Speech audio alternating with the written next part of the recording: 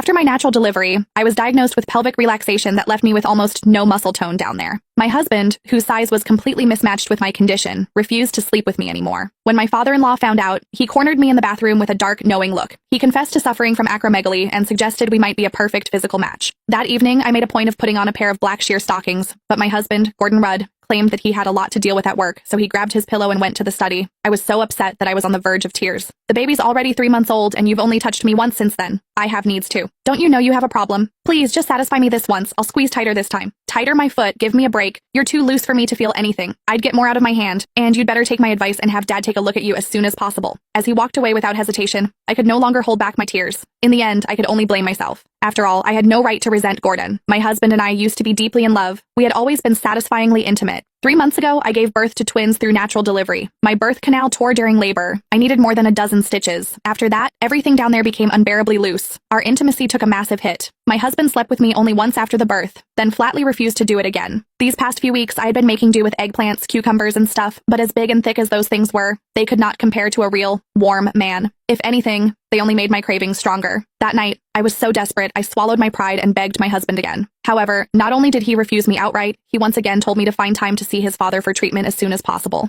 My father-in-law, Mark Rudd, was a gynecology specialist at a top-tier local hospital. He was incredibly skilled. People even called him a miracle worker in gynecology. He was my father-in-law, after all. How could I, as his daughter-in-law, possibly go to him with a problem like that? Even though Mark was nearly 50, he was strikingly handsome. He always wore a pair of gold-rimmed glasses that made him look refined and scholarly. He kept himself in excellent shape, too. His body was firm and muscular, radiating a kind of mature masculine charm. Ever since Gordon stopped touching me, I had fantasized about Mark more than once. If he were really the one examining me for that condition, I would probably lose control and humiliate myself beyond belief. If that had happened, I would be too ashamed to even show my face in this house. While I was lost in my tangled thoughts, the sounds of intimacy drifted faintly through my in-laws' room next door. The noises were unmistakably heated. It was obvious that Mark had Janet pinned beneath him. He was thrusting hard. As Janet's breathless gasps and soft moans continued through the wall, I actually found myself feeling envious and jealous. If only I were the one underneath Mark. The thought sent what was left of my smoldering desire roaring back to life and burning hotter than ever. I could not help squeezing my thighs together and rubbing them against each other for friction. Just then, raised voices suddenly came from the room next door.